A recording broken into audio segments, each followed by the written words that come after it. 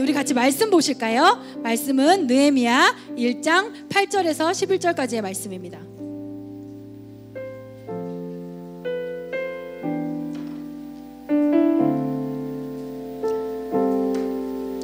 여러분 성경을 좀 많이 구입하시면 좋겠어요. 나중에라도 제가 이렇게 성경을 들고 다니는데 제가 뭐 성경을 많이 봐서 낡은 건 아니고 오래돼서 낡았어요.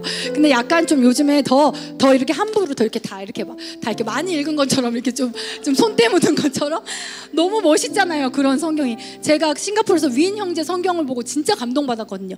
성경이 노덜노덜해졌는데 어딜 가도 손에서 성경을 놓지 않는 거예요.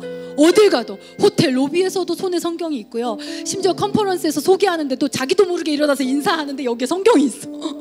이 손에서 띄지를 않는 거예요. 너덜너덜해졌는데 그게 너무 도전이 돼가지고 많이 읽어서 너덜너덜하게 해야 되는데 이렇게 하고 있습니다. 여러분 성경, 여러분의 성경이 있으면 참 좋겠습니다.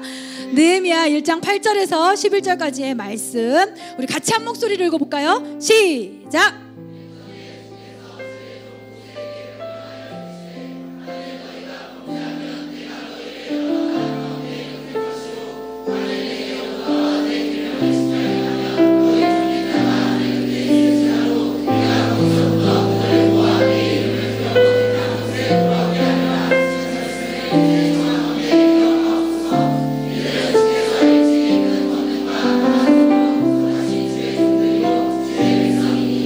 주여 구하오니 귀를 기울이사 종의 기도와 주의 이름을 경외하기를 기뻐하는 종들의 기도를 들으시고 오늘 종이 형통하여 이 사람들 앞에서 은혜를 입게 하옵소서 하였나니 그때에 내가 왕의 술관원이 되었느니라.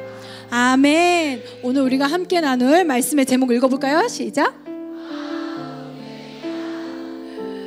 여러분 김초연들만 모였나봐요.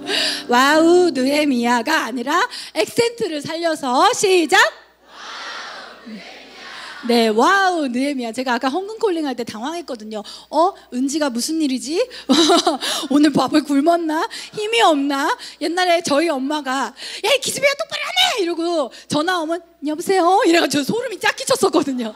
근데 우리 은지가 헌금콜링 분명히 사모님 이렇게 말하는데 그랬습니다 이렇게 얘기를 하는 거예요. 그래서 제가 이은진 리더한테 쟤 오늘 무슨 일 있었냐? 이렇게 얘기를 했거든요. 어쨌든 여러분의 필이 충만하게 자연스러운 모습으로 다시 한번 시작. 손도 이렇게 해볼까요? 이렇게 시작. 와우. 이건 뭐냐면요, 요즘 제 마음이에요. 큐티 할 때마다 느끼는 저의 마음이에요. 요즘 우리 교회 큐티 본문이 느헤미야입니다. 네, 옆에 사람에게 한번 물어볼까요? 큐티는 하고 살지 밥은 먹고 살 텐데 큐티는 하고 살지. 네, 육의 양식을 먹지 않고 육체의 생명이 유지되지 못하는 것처럼 말씀은 영의 양식이라고 했어요. 여러분 끼니 거르지 마십시오. 네, 요즘 우리 큐티 본문이 느헤미야입니다. 제가 느헤미야를 굉장히 좋아하게 됐어요. 작년 필리핀에 이 느헤미야를 가지고 가서 그 리더들과 같이 만나는 시간이 있었거든요. 그걸 위해 준비하면서 홀딱 반해버렸어요.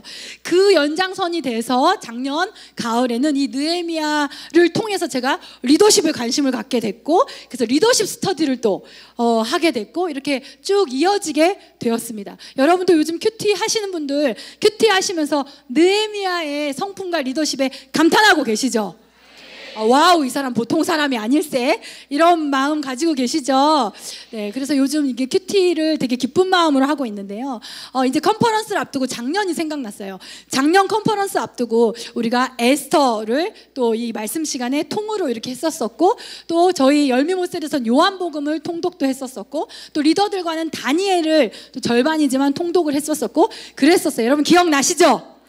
그때 여러분들의 그 열정, 성경 한 권은 다 씹어먹을 것 같은, 여기도 성경 읽는 무리 저기도 성경 읽는 무리, 토요일마다 3층에 아주 잠깐 그 바람이 우리 교회에 불었었습니다. 성경을 읽자라는 바람이 잠깐 불었었어요. 기억나시죠? 기억 안 나신다고 할 수 없죠. 그래서 이 바람은 다시 부르라고 바람이 쭉 부는 거 봤어요, 여러분? 불었다 이렇게 파도처럼 이렇게 하잖아요, 그죠? 작년 생각이 좀 났습니다. 작년에 그렇게 말씀을 읽고 컨퍼런스에 갔을 때 달랐거든요.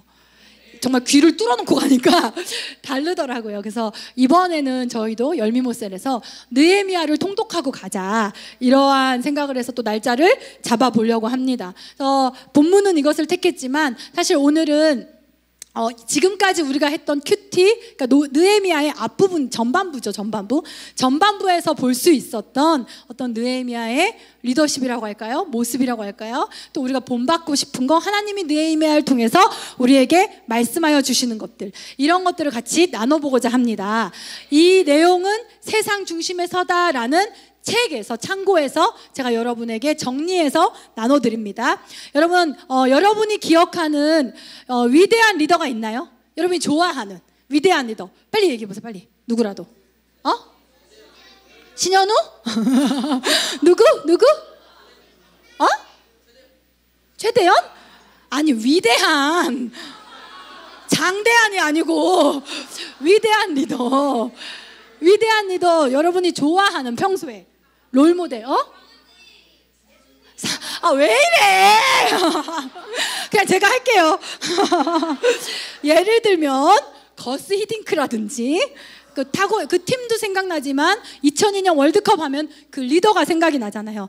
또 2차 대전에 모든 유럽의 강국들이 다 독일의 나치에 넘어졌을 때 영국이 끝까지 버텼대요. 그리고 영국이 끝까지 살아남아서 오히려 전세를 역전했대요. 그 중심에는 윈스턴 처칠이라고 하는 대담하고 용감한 리더십이 있었다고 합니다. 여러분, 이번 주일날 설교 기억나시나요?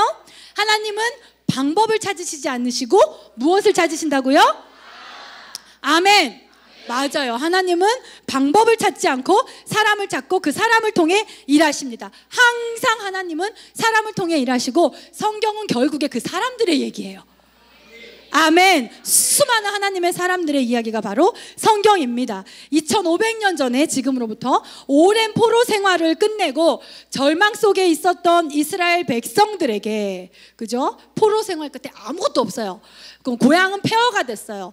그런 이스라엘 백성들에게 하나님이 주신 최고의 선물이 무엇이었을까요? 방금 얘기했잖아요. 무엇이었을까요? 사람. 누구? 느헤미야.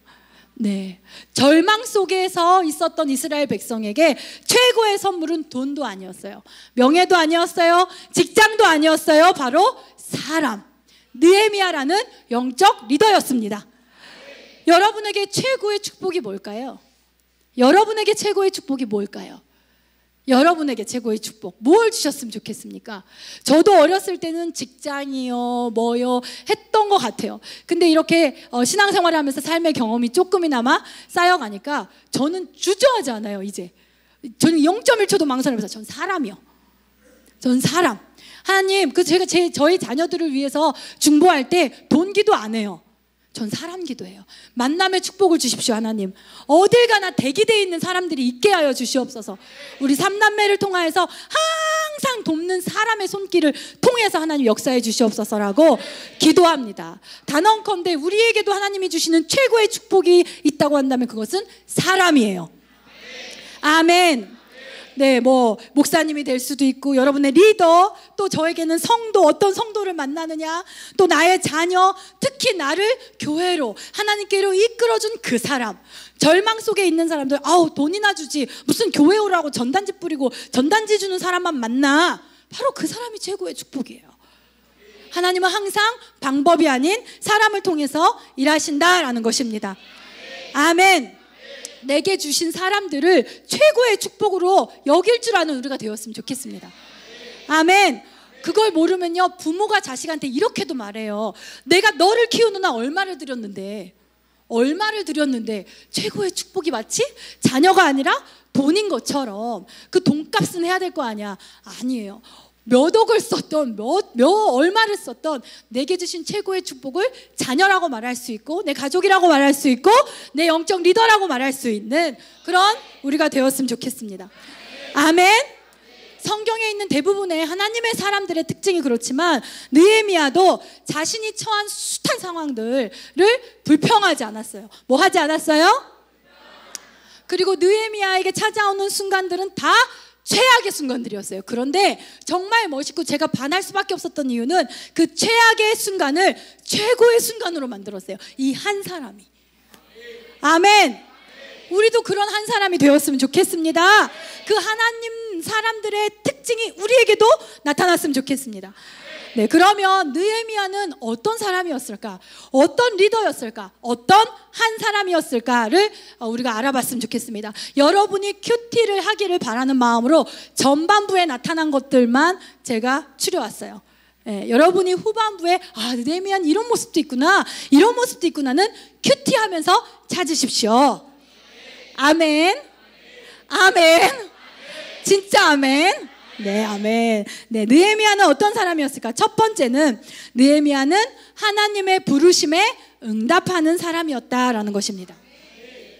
하나님의 부르심에 응답한 사람이었다. 여러분, 하나님의 역사는 무엇으로부터 시작할까요? 모세의 그 사역이 무엇으로부터 시작했을까요? 그쵸? 하나님의 역사는 항상 부르심으로부터 시작된다라는 것입니다. 여러분, 나는 하나님의 도움을 받은 적이 없어. 하나님이 나와 함께 하신다는 역사를 내가 경험해 본 적이 없어 라고 생각하시는 분들은 아마 잘 생각하시면 하나님의 부르심에 응하지 못했던 것들이 많을 거예요. 그래, 컨퍼런스에 와. 하나님이 역사하신다는 거 보여줄게. 부르심을 마음에 느꼈지만 응하지 않은 거예요. 야, 우리 엔카운터를 하자. 하나님 살아계셔. 네 마음을 만져주셔. 응하지 않은 거예요. 오늘 한번 교회 와볼래? 응하지 않은 거예요. 왜? 내가 생각하는 행복이라는 게 있거든. 내가 생각한 방법이 있거든요. 그래서 하나님의 부르심을 응하지 않았기 때문에 경험하지 못하는 하나님의 역사가 많다라는 거예요. 느헤미야의 부르심은 무엇이었을까요? 느헤미야는 하나님의 부르심을 알기 전에 어디에 살았냐면 페르시아 왕궁에 살았던 사람입니다. 지금으로 말하면 이민 2세예요. 미국의 이민간 2세라고 생각해 보세요. 그런데 백악관 보좌관까지 올라간 거예요. 트럼프 대통령의 보좌관까지 올라간 거라고 한번 생각해 보세요. 어때요? 대단한 거죠. 이민 가서 거기까지 올라갔으면 거의 최고 높이까지 올라갔다고 말할 수 있겠죠. 아멘. 어떻게 보면 더 욕심낼 수 없을 만큼 높이 올라간 상태였습니다. 그런데 고향에 예루살렘에 다녀온 동생을 통해서 지금 고향이 처참하다, 폐허가 되었다, 성벽이 다 무너졌다. 여러분, 성벽이 무너졌다는 게 어떤 의미인지 제가 예전에 설명해 드린 적 있죠?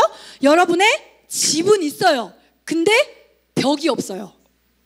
집에 냉장고도 있고 돈도 있고 먹을 것도 있는데 벽이 없어요. 잘 수 있어요? 근데 여러분, 여자 혼자야. 밤에 벽이 없어요. 발 뻗고 잘 수 있어요? 누울 수 있어요? 누워서 잠이 와요? 그런 상황이라고요.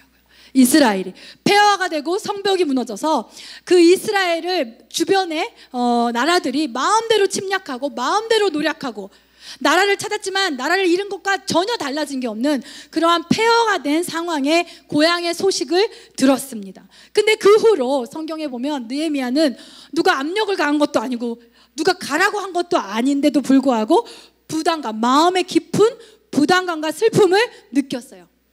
하나님의 부르심은 많은 경우에 이렇게 온다고 해요. 노방 전도지를 받았는데 다른 사람들은 전도지를 잘만 버리더만 나는 너무 버리기가 민망해서 뭔가 가지고 있고 이렇게 섰는데 얘기를 들어줘야 될 것 같고 듣다 보니까 가야 될 것 같고 뭔가 강요도 안 했는데 자꾸 뭔가 마음에 가야 되지 않을까? 이런 생각이 드는 어떤 이렇게 부르심이 온다라는 거예요. 또 라이프 스터디를 통해서 우리가 이번에 엔카운터를 하잖아요. 라이프 스터디에서 우리 교회 사람들이 캠퍼스의 사람들을 초대하고 거기서 엔카운터 콜링을 하는데 활짝 웃으면서 신청지를 내미는 우리 교회 교인들의 모습을 보니까 그 참여자가 도저히 못하겠다고 못하는, 그러면서 아니 못해도 돼, 아니 너무 좋긴 한데 물론 강요하는 건 아니지만 너무 좋아, 근데 강요는 아니야 이러는데 근데 뭔가 안 하면 안 될 것 같고 지난 3주 동안 얻어먹은 것도 있는데 이러면 안 되고 자꾸 생각이 나고 그리고 그 말이 사실일 수도 있고 진짜 예수님이 나를 부르시는 걸 수도 있고 이런 거, 이게 부르심이라고요. 그냥 스쳐 지나갈 수 없는 거. 모세가 평소에는 그냥 그 가시 덩굴을 그냥 그 스쳐 지나갔거든요. 근데 이렇게 발길을 멈추게 하는 것, 그것이 하나님의 부르심의 대부분의 방법이라는 것입니다. 아멘. 한국 컨퍼런스가 있다는데 여기 한국 컨퍼런스가 있다는데 아직 18,000명이 안 채워졌다는데 여러분 밥이 넘어가십니까? 뭔가 우리 셀이 힘을 내야 될 것 같고 더 찾아봐야 될 것 같고, 사실 나는 7월이 되기 전에 여기까지만 하려고 했는데 막상 7월이 되니까 그게 너무 회개가 되고 더 전심으로 더 전력으로 한번 해봐야 될 것 같고, 마음에 아니 한국 컨퍼런스가 나랑 무슨 상관이에요, 그죠? 그런데 뭔가 나의 힘이 필요한 것 같고, 그렇지 않나요? 하나님의 어떤 그런 부르심은 어떤 특정한 사명, 땅, 그리고 사람들을 향해서 거룩한 부담감으로 마음에 찾아오며 맴도는 것, 그것이 하나님의 부르심입니다. 느헤미야에게 그러한 부르심이 있었을 때 느헤미야는 생각에 그치지 않았어요. 에이 아니겠지 뭐, 아니겠지 뭐, 언니는 맨날 뭐 교회 오라고 하니까 오늘만 내 마음에 맴도는 거겠지, 이렇게 생각해요. 근데 느헤미야는 기도로 반응했어요. 하나님 정말 제가 교회 갔으면 좋겠습니까? 저를 부르시는 것입니까? 이런 것처럼 느헤미야는 기도로 반응했다라는 것입니다. 아멘. 그래서 하나님은 느헤미야에게 그 페르시아 왕궁을 떠나서 예루살렘으로 가서 무너진 성벽을 재건하고 그 나라를 일으켜라라는 그 부르심을 우리 느헤미야에게 주었다라는 거예요. 느헤미야는 그것을 확신했어요. 그 부르심을 확신했어요. 하나님이 나를 부르시는구나. 여러분 확신하십니까? 오늘 예배에 부르심의 확신으로 오셨나요? 습관대로 오셨나요? 하나님 나를 예배에 부르셔. 하나님이 나의 예배를 찾으셔. 이러한 확신이 우리에게 필요한 줄 믿습니다. 느헤미야가 그러한 확신을 가졌어요. 그리고 나니까 모든 게 심플해졌어요. 복잡하지 않았어요. 어떻게 이 왕궁 생활을 정리하고 어떻게 이러면 어떡하지 저러면 어떡하지, 그러지 않았어요. 자신이 얼마만큼 희생해야 될지, 얼마나 많은 수고를 해야 될지를 계산하지 않았어요. 그냥 하나님의 부르심이 분명하니까 하나님의 대책이 있을 것이다 라고 마음에 확신을 가졌다라는 것입니다. 그래서 그 부르심을 확신하면서 즉각 반응했습니다. 뭐라고요? 뭐라고요? 네, 저희가 노방전도를 이렇게 하고 하다 보면 이 아이를 부르시는 하나님의 손길이 너무 느껴지는 거예요. 그리고 이 아이도 느껴요. 아 그래요? 그래요? 아 그렇구나, 너무 좋겠다, 되게 좋겠다 하면서 귀가 이만해지는 게 보여요. 근데 대부분 거기서 그 반응하는 사람들이 있어요. 언니 나 이번에 갈게요, 이번 주일에 갈게요, 이러는 사람과 좋긴 한데 이번 주는 안 될 것 같고 다음 주에 온 사람 한 명도 못 봤어요. 잡아먹힌 거죠, 그 안에. 그죠? 네. 여러분, 이거는 새신자의 얘기지만 우리도 마찬가지예요. 컨퍼런스의 부르심, 또 여러분의 사명의 자리에 부르심에 여러분 즉각 우리가 순종하면서 느헤미야처럼 반응하기를 원합니다. 아우, 전 다음번에 엔카운터 때, 다음번에가 아니라 제가 주님 이번에 내가 불러주실 그때에 순종할 수 있는 그러한 제가 되게 도와주시옵소서라고 말할 수 있는 우리가 됐으면 좋겠습니다. 많은 사람들이 순종의 태도를 갖지 않고 하나님은 특별한 사람만 쓰시나 봐, 특별한 사람만 쓰시나 봐, 나는 불러주지 않으셔, 나는 기적을 본 적이 없어, 그렇게 얘기를 해요. 네가 컨퍼런스 안 온다고 거절했잖아. 왔으면 봤을 텐데.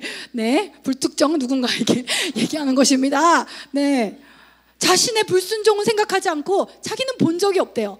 자기는 경험한 적이 없대요. 여러분, 우리가 순종의 준비, 순종의 태도를 갖추고 하나님의 부르심을 찾고 구하는 우리가 되어지기를 원합니다. 여러분, 우리에게 부르심이 있다면 저 사람을 도와줘라, 부담감, 제가 나랑 무슨 상관인데요? 근데 그런 게 맴돌아요. 즉각 순종하기를 원합니다. 너 한국 컨퍼런스에 이렇게 미적미적하게 참여할 거냐? 전화 싹 돌려라. 뭔가 마음의 부담이 찾아올 때 즉각 순종하는 우리가 되어지기를 원합니다. 부르심에서는 우리의 옵션은 항상 순종인 줄 믿습니다. 하나님의 부르심에 응답하지 않았기 때문에 무한한 가능성, 자신에게 펼쳐질 무한한 가능성을 구경도 못 해보는 사람들이 너무 많다라는 것입니다. 우리가 놀랍게 쓰임받지 못하는 이유는 그때그때 하나님의 부르심에 응답하지 않기 때문에. 하나님은 인격적인 분이세요. 뭐라고요? 여러분, 인격이라는 의미를 아시잖아요. 일방적이지 않으세요. 부르심만이 다가 아니라는 거예요.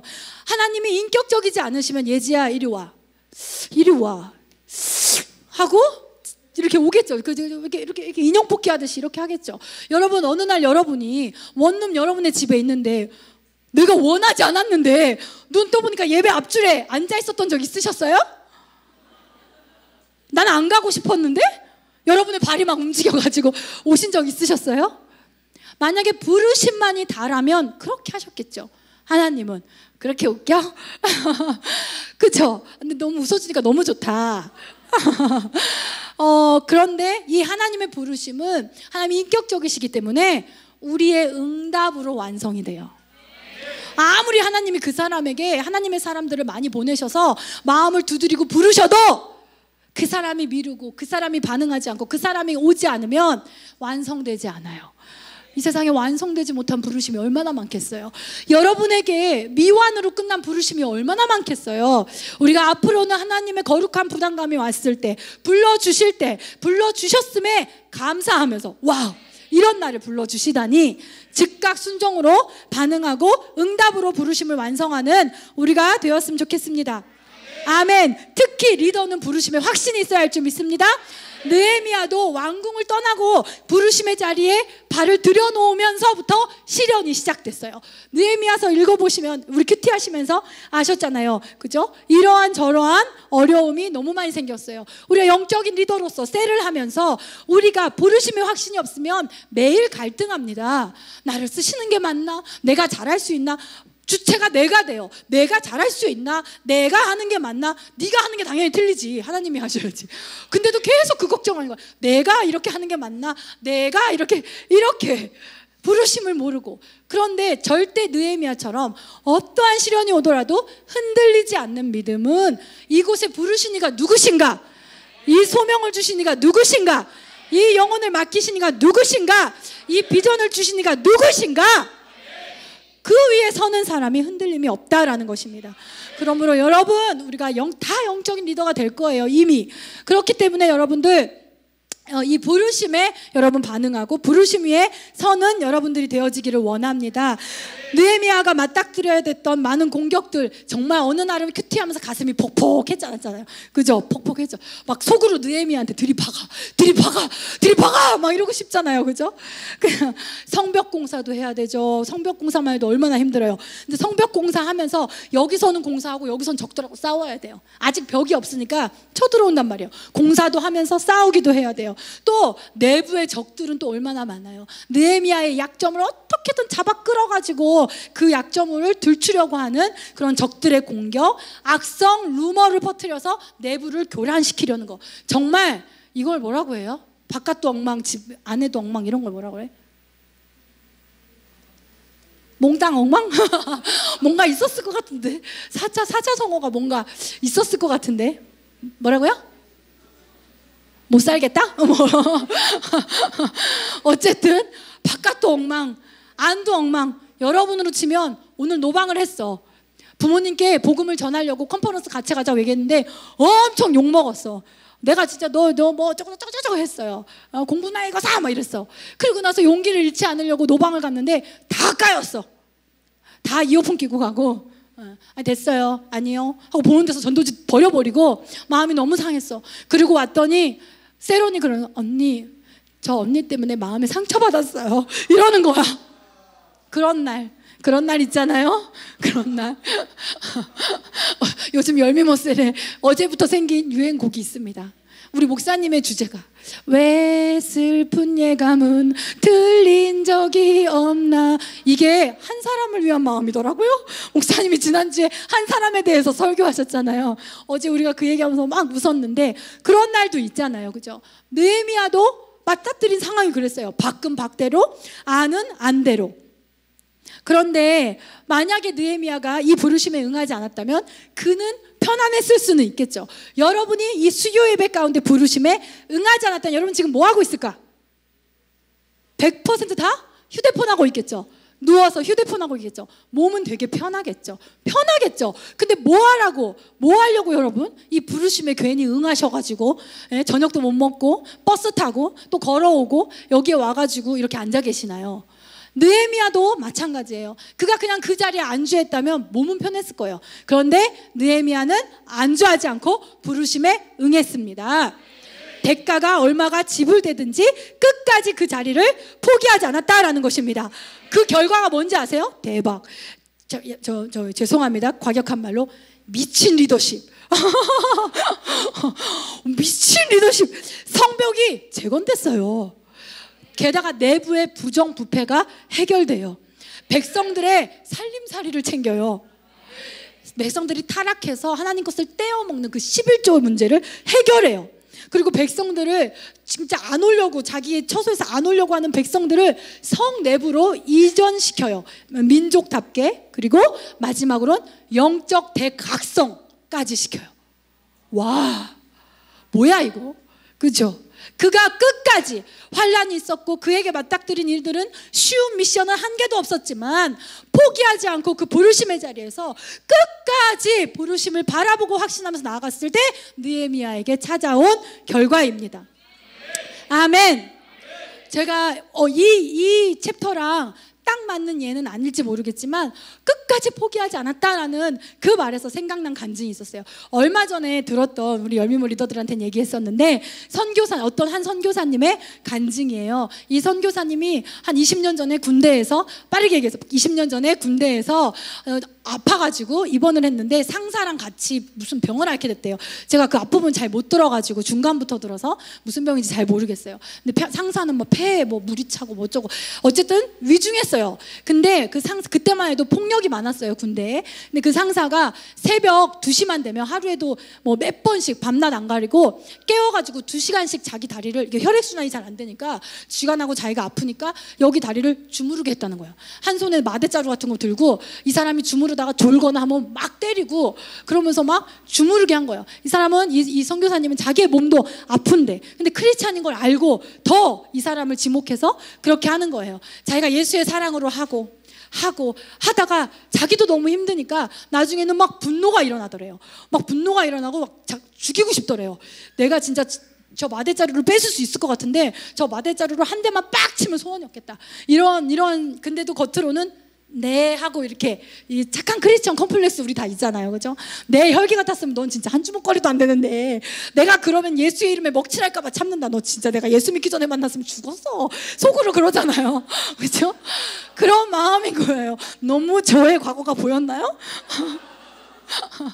그랬어요. 이분도 그랬다는 거예요. 어느 날, 그날도 새벽 2시에 또 마대자루로 깨워가지고 주무르라고 그러는데, 이제 이분이 새벽 기도 갈 시간이 돼서 속으로 욕을 막 하고 막 내가 이 인간을 막 이렇게 하면서 주무르다가 딱 새벽 기도 시간이 돼서 내가 다녀오겠습니다 하는데, 이 상사가 야 이러더니, 나는 3대째 불교 집안 사람이고 나 데리고 교회 갔던 사람은 한 명도 없었어. 근데 나도 구원받을 수 있냐? 이러더래요. 그때 이분이 느꼈대요. 부르심. 지금 하나님이 이 사람을 구원하려고 하신다. 지금 하나님이 이 사람을 구원하려고 하신다를 느꼈대요. 근데 너무 하기가 싫은 거. 그 혈기가 남아있고 죽이고 싶고 막 너무 분노가 있는데, 근데 그럴 수 없잖아요. 그래서 그럼요 당연히 구원받을 수 있죠. 제가 빨리 새벽기도 갔다 와서 영접기도 해드릴게요 하고 막 새벽기도 하러 갔었다라는 거예요. 그러면서 앉아서 기도를 하는데, 아시죠? 부르심은 거룩한 부담감이라고. 마음이 너무 불편한 거예요.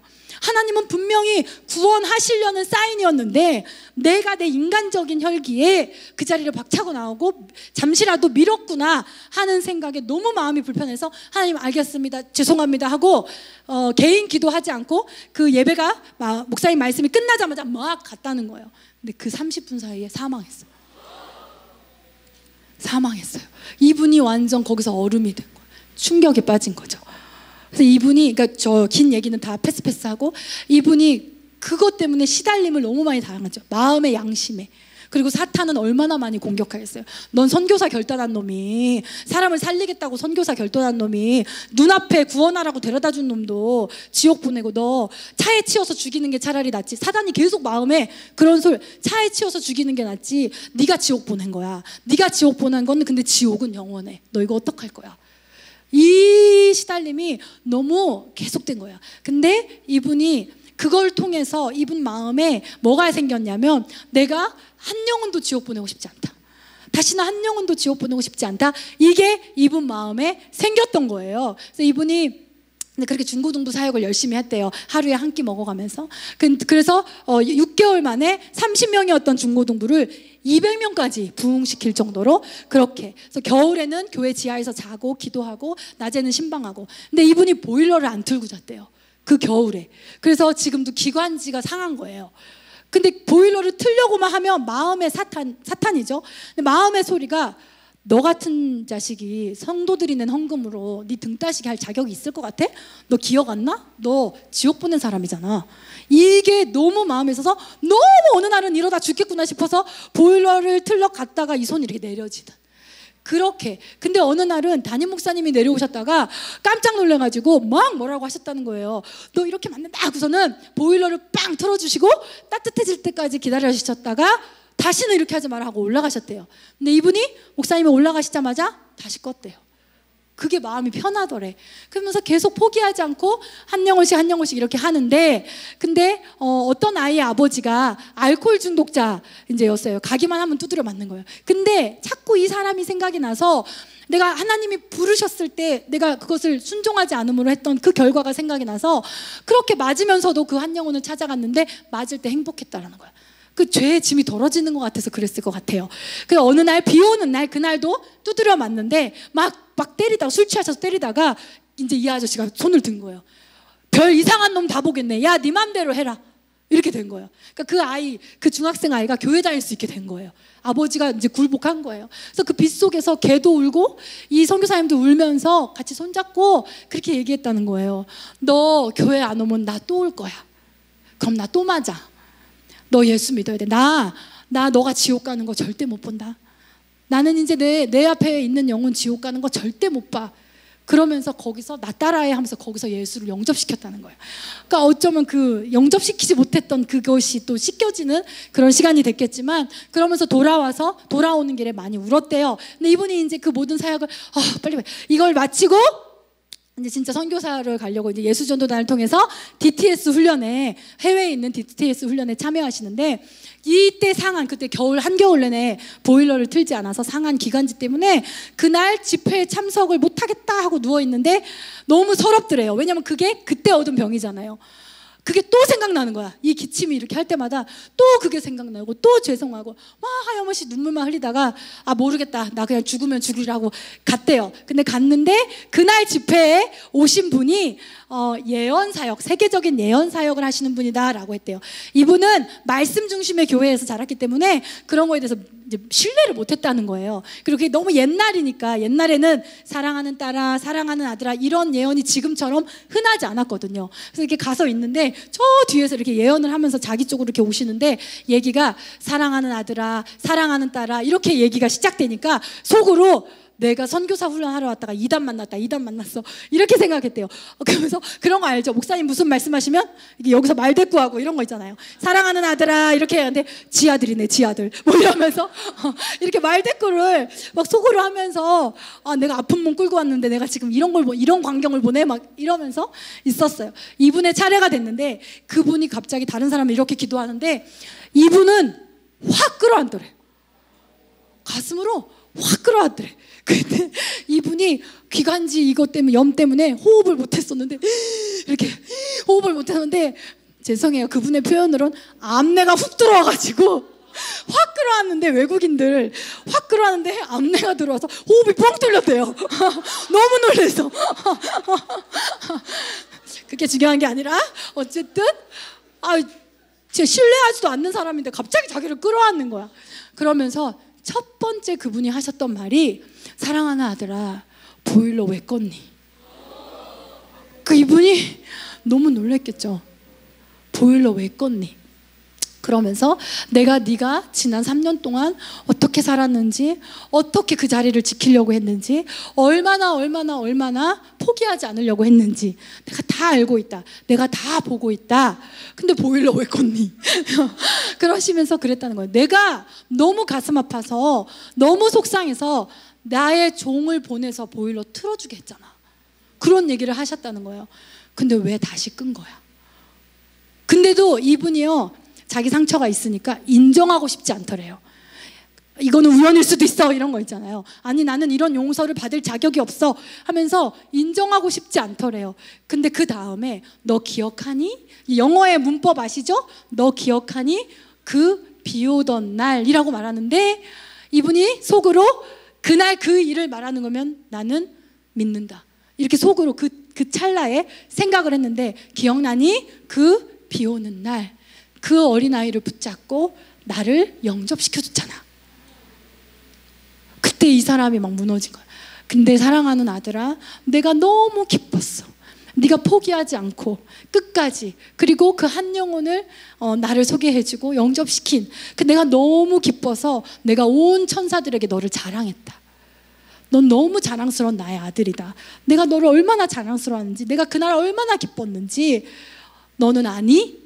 그러면서 이제 나와 함께하자. 이제 그 짐을 내려놓고 이제 앞으로 나와 함께하자라고 기도하셨다는 거예요. 아멘. 네, 감사하지 않아요? 그죠? 여러분, 우리가 그 부르심의 자리에서 희생할 수도 있어요. 두드려 맞을 수도 있어요. 머리채 잡힐 수도 있어요. 거절당할 수도 있어요. 근데 그것보다 더 중요한 건 하나님이 아세요. 아멘. 그래서 부르심의 자리를 포기하지 않는 우리가 되어지기를 원합니다. 아멘. 두 번째, 느헤미야는 비전을 바라보는 자였습니다. 하나님은 부르심에 응답한 사람에게 미래의 방향을 보여주십니다. 그것이 비전입니다. 아멘. 목사님이 말씀하시죠? 보는 것이 비전이라고. 많은 평범한 사람들은 그냥 열심히 합니다. 그냥 열심히 해요. 그러나 특별한 리더는 보고 열심히 해요. 미래를 보면서 열심히 하는 것, 그것이 리더라는 것입니다. 여러분, 열심히 가정을 섬기시죠. 주부들 열심히 가정을 섬기시죠. 셀을 열심히 섬기시죠. 공부를 열심히 하시죠. 열심히는 누구나 할 수 있어요. 그런데 하나님의 부르심의 자리에 있는 리더에게 하나님이 주시는 비전은 미래를 보면서 열심히 하는 거예요. 하나님이 나를 이렇게 인도해 주신다. 우리 가정을 이렇게 인도해 주신다. 지금 상황은 다르지만은 반드시 하나님이 이것을 이루실 것이다. 느헤미야는 폐허가 된 예루살렘에서도 그 비전을 보았습니다. 아멘. 여러분, 1장 9절의 말씀 다시 한번 눈을 돌려서 보십시오. 계명을 지켜 행하면 쭉 나오잖아요. 이렇게 약속하셨고 이렇게 말씀하셨으니 이것을 기억하옵소서라는 그러한 말씀이 나오잖아요. 이 말씀은 500년 전에 솔로몬이 그 무너진 그 성전을 처음 세웠을 때 그 봉헌을 하면서, 하나님께 봉헌을 하면서 했던 언약입니다. 그것을 기억하고 그 말씀이 기억난 거예요. 그 말씀을 응답으로 받았다라는 것입니다. 느헤미야는. 아멘. 그래서 하나님이 부족한 나를 통해서도 이 말씀을 붙잡고 내가 이것을 하나님께 순종하고 이렇게 했을 때 하나님이 끝에서도 사람들을 모으셔서 이것을 이렇게 세우시겠구나 하는 그런 비전을 본 거예요. 여러분, 내가 부르심의 자리에 있을 때, 내가 하나님께 순종할 때 하나님이 나의 가정을, 결국에 나의 가정을 이렇게 구원하시겠구나 라는 것을 보고 가는 거예요. 나의 셀을 통해서 역사하시겠구나를 보면서 가는 것입니다. 내가 만일 하나님만 믿고 보이지 않더라도 주님을 믿고 순종하고 가면 하나님이 이 언약을 이루시겠구나. 이것이 미래를 보는 눈이라는 것입니다.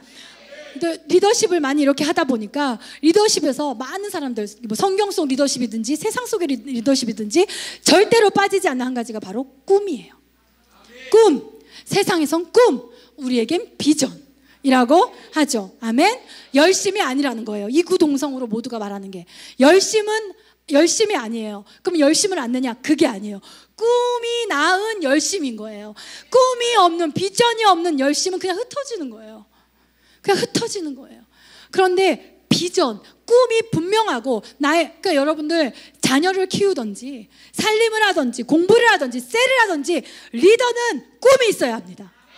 비전이 있어야 돼요. 내가 이렇게 순종하면 이걸 이루시겠구나 라는 그 믿음을 가지고 가야 될 줄 믿습니다. 아멘. 그럴 때 느헤미야가 그 미래를 보니까, 말씀으로 미래를 보니까 열정이 일어나는 거예요. 여러분, 열정이 없다고 고민되시는 분들, 나는 열심이 없어, 하나님 앞에 열정이 없어. 왜 그럴까요? 비전이 없어서 그래요. 여러분이 하나님과 함께 미래의 어떤 부분을 보지 않고 있기 때문에, 소망을 하나님께 두지 않고 있기 때문에. 그러나 여러분이 하나님이 함께 하시고 하나님이 일으키신다는 그러한 믿음의 확신을 가질 때 여러분 안에서 없었던 것만 같은 열정이 일어나는 것을 여러분 느끼게 되실 것입니다. 아멘. 네, 인간적으로는 불가능했어도 느헤미야는 기도를 통해서 하나님의 비전을 보았습니다. 아멘. 이제 이것은 이 정도로 시간이 많이 갔기 때문에 패스할게요. 세 번째로, 느헤미야는 기도하는 사람이었어요. 되게 신기한 게 느헤미야에서요, 기도가 한 번도 안 나온 장이 없어요. 매 장에 느헤미야가 내가 이렇게 했더니 이렇게 했다, 기도했더니 기도하고 하나님께 구하고, 이게 매 장에 나와요. 사실은 느헤미야는 리더에 관련된 책처럼 보이기도 해요. 느헤미야 리더십에 대한 책들도 엄청 많아요. 근데 사실은 기도의 책이에요. 느헤미야의 가장 큰 특징은 기도하는 리더였다라는 것입니다. 아멘. 네, 여기서도 뭔가 말을 하려고 했는데 간단하게 이야기를 하자면, 여러분 기도에 앞서서 여러분이 꼭 명심해야 될 것이 바로 그 바탕이 되는 거라고 저는 생각을 해요. 그러지 않으면 우리가 하나님께 드리는 기도와 비나이다 하는 치성이죠. 치성. 기도는 하나님과 치성하는 거 아니거든요. 치성을 드리는 게 아니에요. 그 관계거든요. 관계. 여러분 그거 아세요? 다른 종교에는 친밀함이란 단어가 없어요. 부처님과 친밀해요? 부처님과 친밀해요? 알라와 친밀해요? 두려워서 가까이 가지도 못하잖아요. 오직 예수 그리스도를 믿는 우리에게만 그분과의 친밀한 사귐이라는 게 있어요. 다른 신은 감히 신과 누가 사귀어요? 사귄다는 말 자체가 없어요. 그런데 우리는 그 사귄다는 말을 해요. 친밀함이 우리의 능력이 됩니다. 그리스도인의 능력은 다른 데서 오는 것이 아니에요. 그게 왜 그래요? 목사님 말씀해 주셨죠? 하나님이 출애굽을 통해서 애굽 땅에서 이스라엘 백성을 구원하신 이유가 뭐라고 하셨죠? 치성을 들여서 430년 동안? 진짜 목사님 얘기하셨는데, 함께 있기 위해서. 함께 있기 위해서. 그래서 그들을 출애굽시킨 후에 하나님이 시내산에서 언약을 맺습니다. 이 언약이라고 말할 때 쓰인 헬라어는요, 결혼을 나타나는 단어예요. 이 언약이 결혼, 신랑과 신부의 결혼을 의미한다라는 것입니다. 여러분, 만약에 자매들이 결혼을 하는데 결혼을 왜 하니 하면 여자 혼자 벌어서 먹고 살기 힘들잖아, 어떤 위기를 만날지 모르니까 결혼해 두려고, 이러면 형제들 좋아요?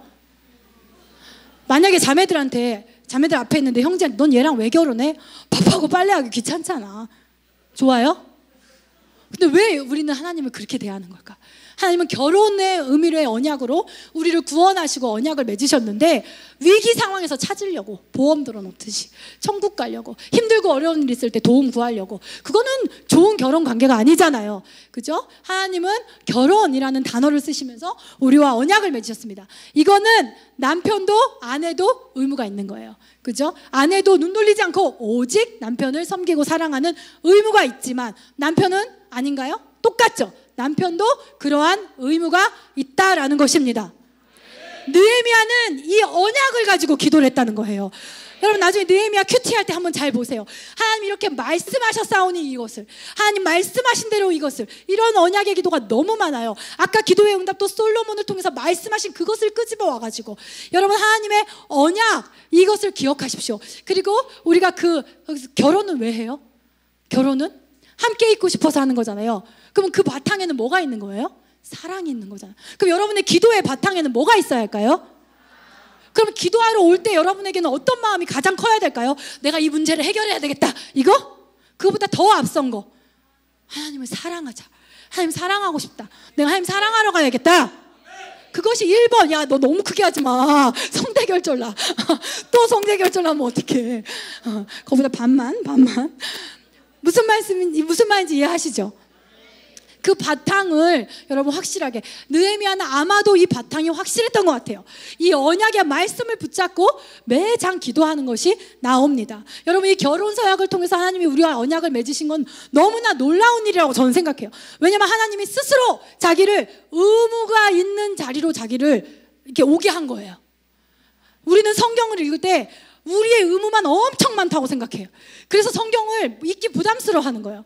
근데 자세히 보면 그렇지 않아요. 아내의 의무가 있고 남편의 의무가 있듯이 하나님은 충분히 그러지 않으셔도 되는데, 나도 이렇게 할 테니 너도 이렇게 하자, 이 언약인 거예요. 여러분 한번 생각해 보세요. 말씀을 지켜 행하면 네가 형통하리라. 앞에는 내가 할 일이야. 그런데 뒤에는 누가 할 일이에요? 하나님의 언약은 다 이런 식이에요. 네가 11조를 해봐. 그러면 너의 창고에 내가 넘치게 할 거야. 재정이 마르지 않을까. 내 것만 있어요? 근데 왜 우리는 언약은 되게 버거운 거고 율법은 나를 옥죄는 거고 이해를 못한 거죠.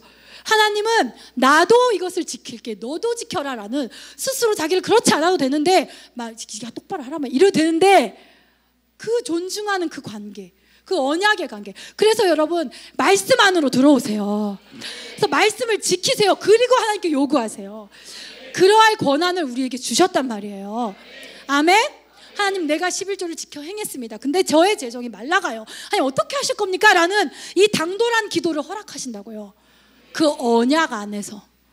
근데 스스로 그 언약을 파기해놓고 왜 맨날 나한테 안 된다는 거죠. 느헤미야는 이 언약의 그런 하나님과의 사랑의 관계, 이 관점을 저는 이해했다고 생각합니다. 여러분 보세요. 너가 작은 자에게 냉수 한 그릇이더라도 대접하면, 대접해라 여기서 끝내. 대접하면 하늘의 상이 크다, 하늘의 상급이 쌓인다. 뭔가 이게, 그쵸? 너는 내게 부르짖어라,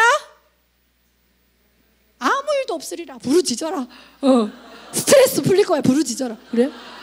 너는 내게 부르짖어라, 내가 내게 응답하겠다. 항상 우리의 의무가 있지만 하나님의 의무를 가져다 놓으셨다라는 것입니다. 그래서 느헤미야의 그런 기도는 언약의 말씀 위에서 드리는 그런 기도였다고 저는 생각합니다. 느헤미야가 이러한 부르심과 비전을 어떻게 행했을까요? 기도함으로 행했다라고 생각을 합니다. 느헤미야는 기도의 지도자입니다. 아까 말씀드렸다시피 매장 느헤미야의 기도가 나옵니다. 네, 느헤미야는 페르시아 왕궁에서 일했던 사람이에요. 근데 그가 위기의 순간에 느헤미야 큐티를 하시다 보면, 위기의 순간에 한 번도 내가 너무 다급해서 페르시아 왕에게 편지를 썼다, 내가 너무 다급해서 내 인맥을 총동원했다라는 얘기가 없어요. 가장 먼저 하나님의 발, 더 높고 더 큰 곳, 그분의 발 앞에 찾아와서 그분께 엎드리는 기도하는 리더였다는 것입니다. 평소에 이렇게 하나님 사랑해서 기도하고 하나님의 언약 안에서 기도하고 평소에 기도가 쌓여 있었기 때문에, 아까 우리말로 하면 친밀함의 능력이 쌓여 있었기 때문에 위급한 상황을 만났을 때 그때 흔한 우리들처럼 빨리빨리 다급하게 친해지는 거. 하나님 아시죠? 하나님 저 아시죠? 하나님 사랑해요. 뒤에 하고 싶은 말 있으면서 주님 경배해요. 경배가 뭔지는 알아? 경배해요 이러면서, 근데요 그런 다급하게 친해진 말고, 이미 친밀함의 그 관계가 기도를 통해서 있었기 때문에 다급한 일이 있었을 때, 이게 느헤미야 읽다 보면 내가 딱 기회가 왔을 때 내가 잠시 묵도하고 이러한 말이 나와요. 뭐냐면 잠깐 하나님께 물었다는 거예요. 그렇게 위기의 때가 왔을 때 평소에 쌓여 있었기 때문에 잠깐 하나님 구할 수 있어. 그래도 능력이 나타났다는 것입니다. 아멘. 여러분 성전을 즐겁게 찾으시기를 바랍니다. 즐겁게 성전 안에 거하시고 성전에 하나님 사랑하러 오시고 기도하러 오시고, 아멘. 그러는 우리가 됐으면 좋겠어요. 평소에 그 친밀함의 능력을 쌓아놓는 우리가 되었으면 좋겠습니다. 여러분 하나님의 일을 한다고 하면서도 기도하지 않는 사람들은 하나님의 일을 할 수도 없을 뿐 아니라 사탄이 별로 무서워하지도 않아요. 하나님의 일을 한다, 아무리 내가 하나님의 일을 한다 해도 사탄이 그래라 이렇게 해요. 기도하는 사람. 멋있는 말이 있더라고요. 마틴 루터 목사님이 이런 말씀 하셨대요. 크리스천이면서 기도하지 않겠다는 것은 살아있다고 하면서 숨쉬지 않겠다는 것과 똑같다. 옆에 사람에게 물어볼까요? 살아있니? 살아있니? 아멘. 여러분 느헤미야에게 쉬운 미션은 하나도 없었지만 느헤미야는 기도로, 자기의 능력 이상의 미션이 항상 있었지만 기도로 그 능력을 하늘에서부터 다운해서 받았어요. 여러분 항상 그래서 하나님과 연결돼 있어야 돼요. 컴퓨터 전원 플러그가 이렇게 꼽혀 있듯이 항상 이렇게 연결되어 있기를 바랍니다. 필립 브룩스라는 분이 이렇게 말했대요. 네 수준에 맞는 일을 달라고 하지 말고, 하나님 버거워요, 하나님 무거워요 이러지 말고, 네 수준에 맞는 일을 달라 하지 말고 하나님이 주시는 수준에 맞는 능력을 구해라. 아멘. 여러분 느헤미야는요, 기도하는 사람은 자기 수준은 여기에요. 저의 수준도 여기에요. 그죠? 우리 한국 컨퍼런스 500명 목사님이 확 말씀해 버리셨는데 우리의 수준은 여기에요. 근데 우리 앞에 딱 주어진 미션은 여기에요. 근데 진짜 하나님의 사람은 기도로 이 차이를 메워가는 사람들이래요. 기도로 내 능력에 맞는 일만 찾는 게 아니라, 하나님의 비전은 항상 나를 초월하시잖아요. 하나님 정말 들었을 때 하는 비전을 주시잖아. 내가 너로 하여금 큰 민족을 이루고 너의 교회로 캠퍼스를 일으키게 하리라. 여기 용운동인데 여기 이러한 꿈을 주시잖아요. 내 능력 이상의 것을 항상 바라보게 하실 때 그 간격을 기도로 메꿔가는 사람이 바로 크리스천인 줄 믿습니다. 아멘. 느헤미야도 뭘 해야 될지 미션은 받았는데 어떻게 해야 될지 모를 때 기도했을 때 하나님이 전략을 주시기 시작했어요. 방법을 주시기 시작했다라는 것입니다. 아멘. 마지막으로 느헤미야는 기도만 한 사람이 아니었어요. 하나님 능력 주시죠. 미션입니다만 하는 사람이 아니었어요. 마지막으로 인간적으로도 노력하고 준비하는 리더였다라는 것입니다. 아멘. 아까 말했듯이 미션입니다 하고 자신이 해야 하는 준비를 놓치는 사람들이 정말 많아요. 잘못된 믿음이에요. 그거는 확신이 없는 믿음이에요. 오히려 제가 그랬잖아요. 지숙이 얘기하면서 너무 미션입니다 하는 건 안 믿어져서 그러는 거라고. 그죠? 미션입니다 이러면은, 그리고 또 나가짜다 하는 거는 아직 있는 것 같으니까 그럴 수, 다 그런 건 아니지만 그럴 수 있다라고 얘기했잖아요. 그죠? 여러분, 만약에 수험생이 하나님 좋은 성적 내게 해주시죠. 미션입니다. 저의 지혜에 기름 부어 주시옵소서. 기름을 붓는데 잔이 없어. 자기가 공부를 해놨어야지 그 공부에 자기가 한 노력에 기름을 부을 텐데, 그래 미션입니다. 그래 기름을 붓는데 잔이 없어. 잔이. 자기는 준비를 하나도 안 하는 거예요. 예. 여러분, 셀의 번성의 기회가 나한테는 없다, 하나님 나는 쓰시지 않나 보다 하지 마시고, 기회가 찾아오지 않는 것 같은 그때, 여러분 우리 교회에 기회가 찾아온 사람보다 저는 기회가 안 찾아온 사람이 더 하나님이 크신 사역을 위해서 준비시키는 사람이 95% 이상이라고 생각해요. 근데 이때는 그냥 방치되는 시간이 아니라 우리가 준비하는 시간인 줄 믿습니다. 느헤미야는 하나님의 임재와 주님의 도우심을 확신했기 때문에 준비했던 거예요. 여러분이 오늘 로또 1등이 된 걸 확신하는데 로또 사러 가기가 귀찮아서 안 갈 것입니까? 내가 미션입니다 해놓고 아무런 준비 안 하는 건 사실은 믿지 않는 거예요. 내가 정말 믿는다면 하나님이 나를 도우실 거고, 나의 가정 가운데 역사하실 거고, 나의 셀을 번성하게 하실 거라는 걸 믿는다면 나는 오늘은 무엇을 준비할까 고민하게 돼 있는 거죠. 아멘. 네, 여기서 보면 예루살렘 성벽 제거는 이미 페르시아 왕이, 이때 페르시아 왕의 권위라고 할까요? 이것은 어마어마해. 말 한마디면 그냥 간이 안 맞는다고, 역사에 보면 간이 안 맞는다고 죽여버렸대, 그 자리에서. 그럴 정도로 어마어마한 위엄을 자랑했던 페르시아 왕이 예루살렘 성벽 제거는 이미 예전에 스톱 시켰어요. 하지 마, 이렇게. 그때 페르시아 왕의 말을 번복시킨다는 것은 사형이에요. 페르시아 왕이 자기 입으로 안 돼, 하지 마라고 했단 말이에요. 근데 하나님은 이 미션을 주셨단 말이에요. 어떻게 해야 돼? 막힌 상태인데, 모든 상황이 막힌 상태인데, 근데 느헤미야는 하나님이 주셨기 때문에 언젠가 때가 올 것을 알고 무려 4개월 동안 준비한 게 나와요. 차근차근 준비합니다. 그러다가 어느 날 느헤미야를 너무 아꼈거든요. 그 왕이 안색이 어두운 거예요. 그 안색이 어두운 걸 보고 왜 그래? 무슨 일이야? 물었다가 느헤미야가 그걸 얘기하니까, 그래? 그럼 내가 뭘 해주면 좋겠어? 저로 하여금 예루살렘에 보내주셔서 이렇게, 그래! 이러는 거예요. 그냥 기회가 막 거창하게 올 줄 알았는데, 그래? 갔다 와! 이런 거예요. 근데 성경에 보면 느헤미야가 모든 게 도저히 될 가망성은 0%, 모든 게 막혀있는 상황에서 될 것을 믿었기 때문에 차근차근 답사하고 준비하고 알아보고 했기 때문에, 그 성경에서 보면 어느 정도까지 그 기회가 왔을 때 잘잘잘잘, 그래요? 그러면 이렇게 해주세요. 잘잘잘. 왕이 그러거든요. 그래, 갔다 와. 내가 뭐 해줘? 시간 얼마나 주면 돼? 이래요. 그때 느헤미야가 진짜요? 진짜요? 그러지 않아요. 만약에 그랬다면, 저 잠깐 시간 주시면 제가 다음 주까지 이렇게, 그러면요 신하들이 가만히 있었을까요? 근데 그 자리에서 느헤미야는 준비가 돼 있었기 때문에, 그러면 이거 해주시고 이거 해주시고 이거 해주시고 잘 나오는데, 어떤 말까지 안 했냐면 예루살렘 근처에 산림청에 사람 이름까지 돼요. 그러니까 샅샅이 조사하고, 하나님이 이걸 열어주시면 나는 어떻게 해야 되지? 누구를 찾아갈까? 뭐부터 할까를 준비한 거예요. 그래서 2장 8절에 보면 하나님이 열어주시면 나무는 여기서 구해야 되겠다, 이거는 이렇게 공수해야 되겠다, 이러한 계획을 세워놨던 거예요. 여러분, 우리 교회를 사용하실 것입니다. 여러분, 이 교회의 비전을 보십니까?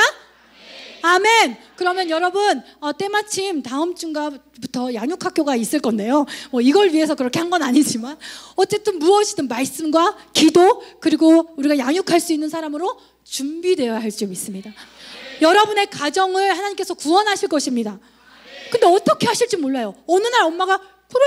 예수 믿어보자. 빨리 나 이제 예수 믿게 해줘봐. 근데 영접 기도로 준비를 안 해놨어. 어떻게 하지? 어떻게 하지? 여러분이 진짜 믿는다면 고민해야 되는 거예요. 내 선에서 하나님 반드시 이걸 하실 건데 내가 준비할 것은 무엇이 있을까? 아멘. 느헤미야는 이렇게 하나님의 일을 확신했기 때문에 자기의 선에서 준비하고 있었던 사람이라는 것입니다. 아멘.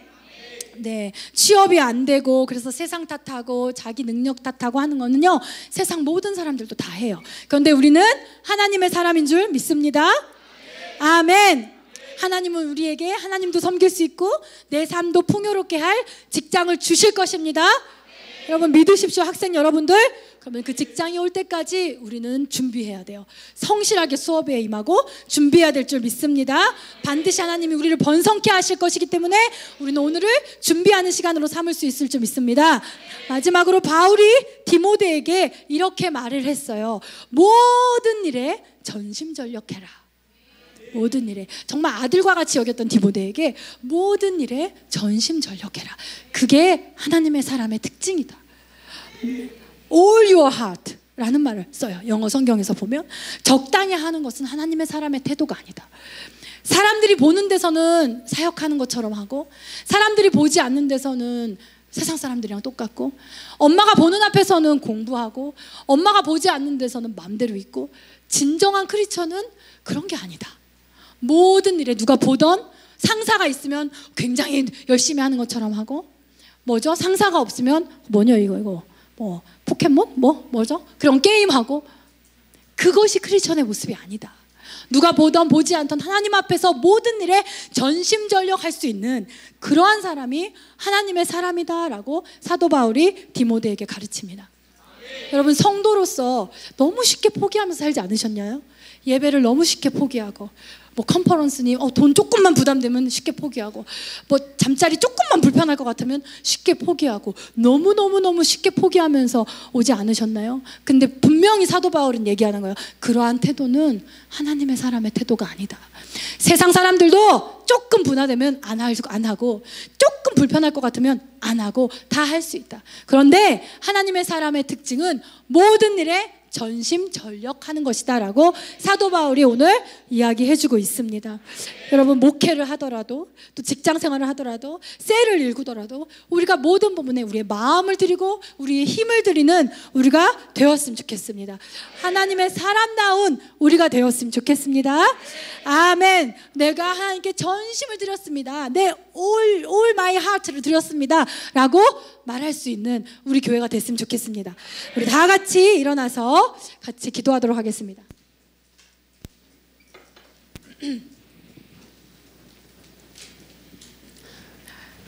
다 같이 일어나서 기도할 때 여러분 오늘 느헤미야의 모습 속에서 혹시 예수님의 모습을 볼 수 있을까요, 여러분?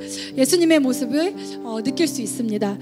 가만히 있었으면 왕궁에서 잘 먹고 잘 살고 호의호식할 수 있었던 느헤미야가 폐허가 된 예루살렘을 지켜보고 있을 수만은 없어서 모든 그 화려한 궁정 생활을 포기하고 돌아와서 예루살렘 성벽을 쌓고 그 민족을 구원하는 그 모습을 보면 하늘의 그 보좌, 화려한 궁정, 그 보좌를 버리고 이 땅에 오신 예수님의 모습을 느낄 수가 있고요. 느헤미야에서 예수님의 마음을 볼 수 있는 것 같습니다.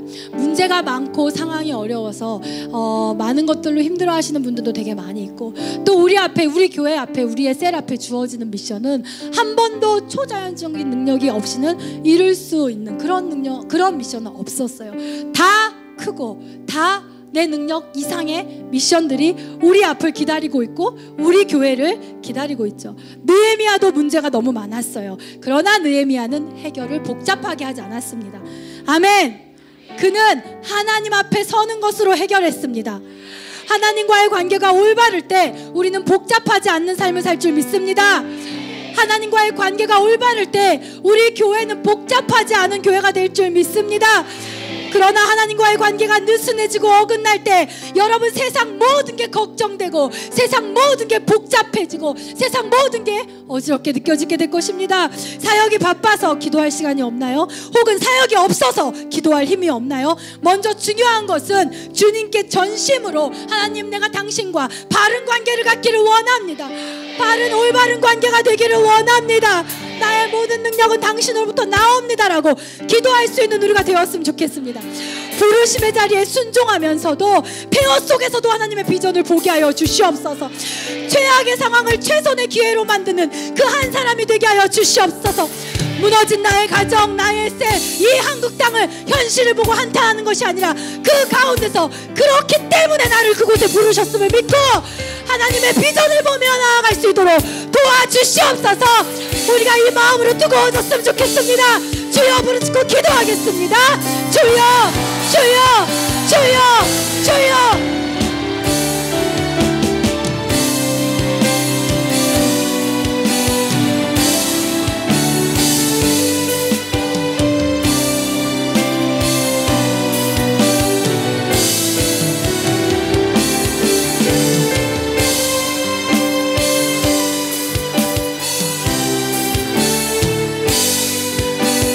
올바른 관계를 맺기를 원합니다. 저의 중심이 하나님을 향해 있기를 원합니다.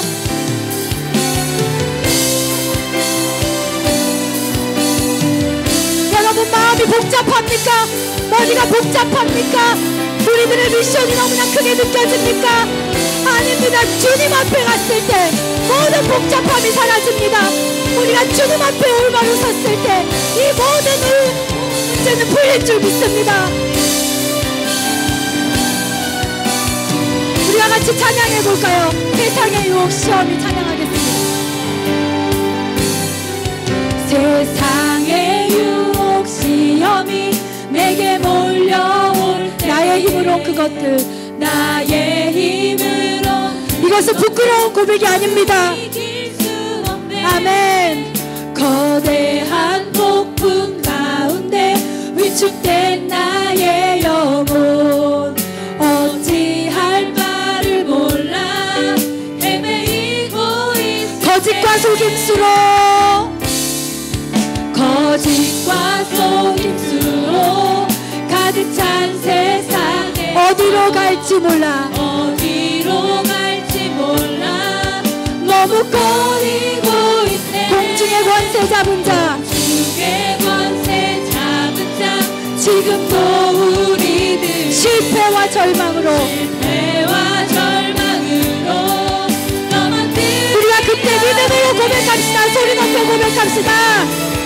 주위를 둘러보면 아무도 없는 믿음의 눈을 들면 보이는 분 계시네. 지금도 내 안에서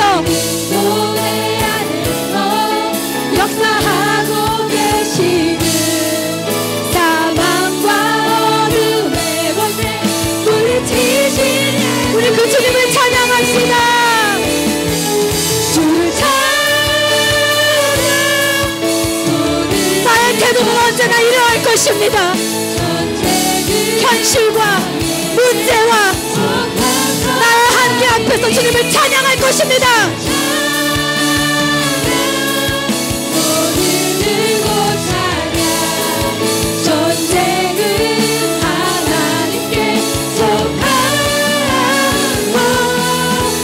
주를 찬양 주를 찬양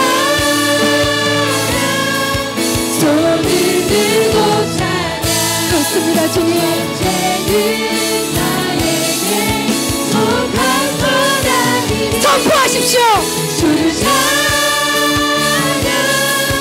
손을 들고 찬양 전쟁은 하나님께 속한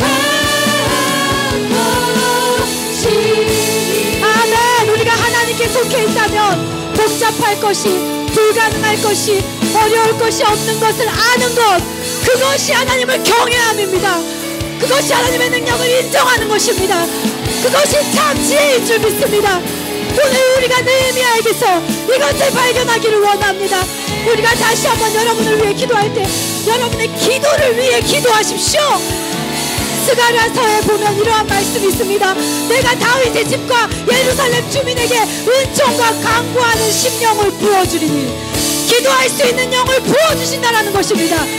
그 은총과 강구의 심령을 부어주신다라는 것입니다. 주여, 우리 교회가 무릎으로 돌파하는 교회가 되게 하여 주시옵소서. 내가 기도하는 사람 되게 도와주시옵소서. 잘하는 것이 기도, 특기가 기도, 무기가 기도, 달란트가 기도인 자, 나에게서는 자랑할 것이 아무것도 없지만은 내가 언제나 매일매일 하늘로부터 능력을 다운하여 사는 자, 그러한 사람이 되어지기를 원합니다. 기도의 심령을 부어주시옵소서. 간구의 영을 부어주시옵소서. 기도하겠습니다. 주여, 주여, 주여, 주여.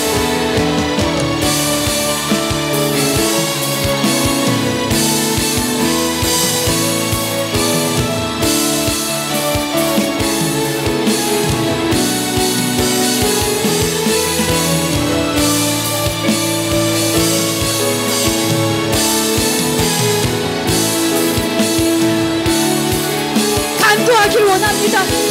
기도의 자리에 주님을 사랑하기를 원합니다. 하나님을 사랑하기에 기도의 자리를 찾기를 원합니다. 내가 그 언약 안에 있기를 원합니다.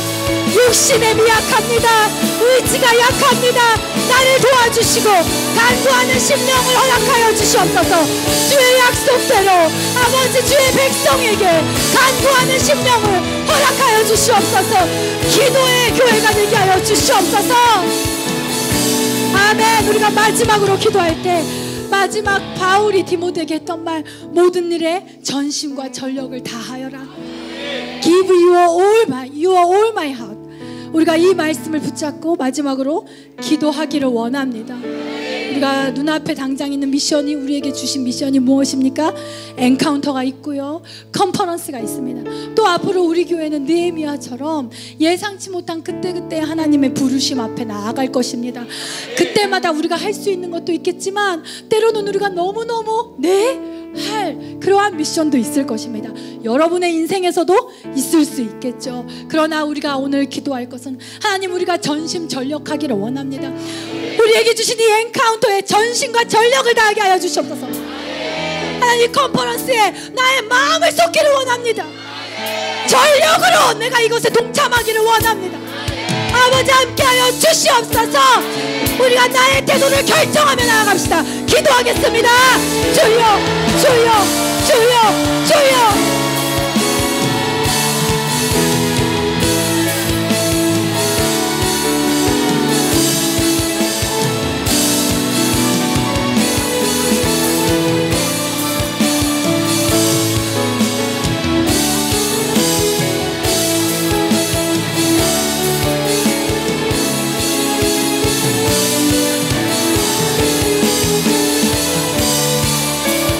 그분께 온 마음을 드리십시오.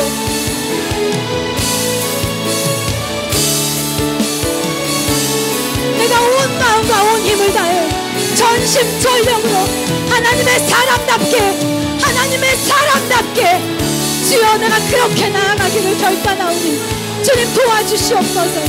은총을 베풀어 주시옵소서. 아멘. 할렐루야. 주님을 찬양합니다. 우리를 둘러싼 문제가 무엇이든지, 지금 한국 땅의 상황이, 내 가정의 상황이, 내 셀의 상황이 폐허라 할지라도 오늘 느헤미야를 통해서 하나님 그곳에 나를 부르셨음을 내가 믿습니다. 그리고 나는 그곳에서 사람들이 원망하며 불평하며 비전을 보지 못한 채 그렇게 주저앉아 있을 때 내가 하나님의 비전을 봅니다. 하나님이 이 땅을 세우시고 이 무너진 캠퍼스를 일으키시며 젊은 세대를 일으키실 것을 봅니다. 나의 가정을 일으키실 것을 내가 믿고 확신합니다. 내가 그 한 사람으로 서기를 원합니다. 내가 찬양 한 소절을 할 때도, 하나님 앞에 기도의 한마디를 올릴 때도, 예배 한 번을 드릴 때도, 한 영혼에게 전도지를 줄 때도 하나님을 바라보며 전심전력하는 하나님의 멋진 사람이 될 수 있도록 이 부족한 자들을 도와주시옵소서. 주님, 기름 부어주시옵소서. 할렐루야. 전쟁은 하나님께 속했습니다. 할렐루야. 할렐루야. 예수 그리스도의 이름으로 기도했습니다. 아멘. 우리 가장 큰 박수 함성으로 우리를 그렇게 세워가실 하나님을 기대하며 영광 돌렸으면 좋겠습니다. 아멘. 네, 감사합니다. 오늘 혹시 우리 예배에 새로 오신 분, 처음 오신 분이 있다면 이 앞에 모시고 같이 환영하고 기도하기를 원합니다. 혹시 예배에 처음 오신 분이 있다면 환영합니다. 축복합니다. 깜깜하니까 너무 쑥스러워하지 마세요. 잘 안 보여요. 여러분 더 힘차게 박수해 주시면 용기가 나겠죠? 네, 감사합니다. 감사합니다. 와, 너무 멋진 형제, 너무 예쁜 자매 너무 환영합니다. 여러분의 삶에서 무언가 좀 복잡하고 맨날 내 앞에 있는 문제들은 좀 버겁고 내 능력 이상의 것을 늘 누군가가 내게 기대하고 그렇게 느껴지셨다면 그 복잡한 걸 일일이 그거에 맞는 문제를 해결하려 하지 마시고 오늘 말씀처럼 하나님과 관계를 시작해 보세요. 하나님과 바른 관계를 시작해 보세요. 여러분의 모든 복잡한 것들이 그 실타래가 풀려지는 것을 여러분 반드시 경험하게 되실 것입니다. 우리가 기도로 이 지체들을 축복하고 목사님 축도해 주심으로 예배 마치도록 하겠습니다. 사랑해 주님 감사합니다. 귀한 형제 자매 하나님의 부르심에 응답하였습니다. 그 부르심에 반응하였습니다. 그래서 이 자리에 있을 수 있었습니다. 하나님 이 자리에서 비전을 보게 하여 주시옵소서. 이들의 인생이 깜깜한 것이 아니라 그 어둠 가운데 빛으로 오신 예수님이 계시다는 것을 보게 하여 주시옵시고 주님이 이들의 무너진 삶을 세우시고 그 모든 것을 다시 재건하실 것을 믿음의 눈으로 바라볼 수 있는 오늘이 되어질 수 있도록 축복하여 주시옵소서. 이들을 축복합니다. 예수님의 이름으로 기도했습니다.